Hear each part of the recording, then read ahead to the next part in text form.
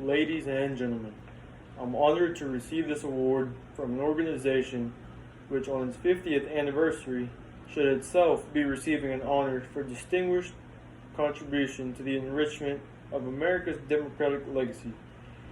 Your tireless pursuit of equality of treatment for all Americans has made a lasting and substantial contribution to our democracy.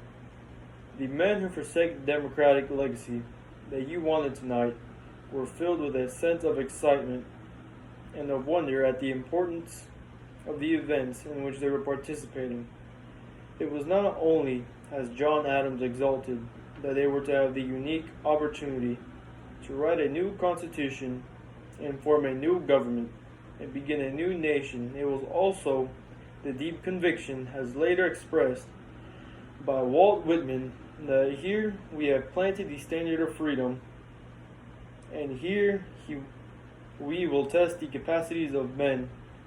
For self-government, America was to be the great experiment, a testing ground for political liberty, a model for democratic government.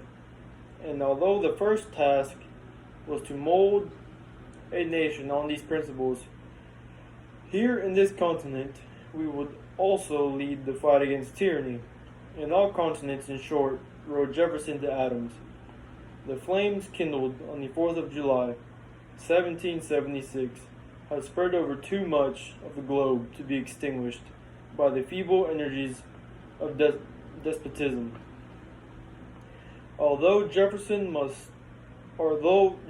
also foresaw that to attain liberty in other parts of the globe, years of desolation must pass. Over almost 2 centuries have passed since a small, weak nation, a beachhead on the continent, began the great experiment of democracy in a world where government, by the consent, almost 11 o'clock, by the consent of the governed, has been extinguished for 2,000 years.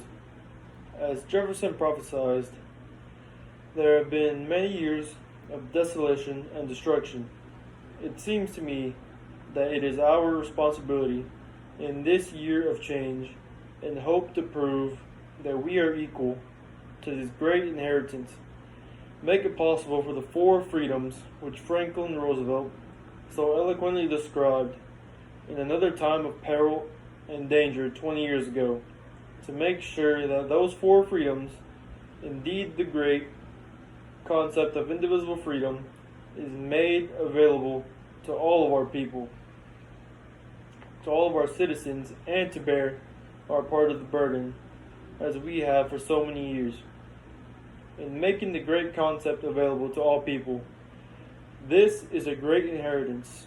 It is a proud privilege to be a citizen of the great republic, to hear its songs sung, to realize that we are the descendants of 40 million people who left other countries, other familiar scenes, to come here to the United States, to build a new life, to make a new opportunity for themselves and their children. I think it is not a burden, but a privilege to have the chance in 1963 to share that great concept, which they felt so deeply among all of our people, to make this really as it was for them, a new world for us, and indeed for all those who look to us. This is what this organization has stood for 50 years, and that's what this country has stood for 200 years, and that's what this country will continue to stand for you.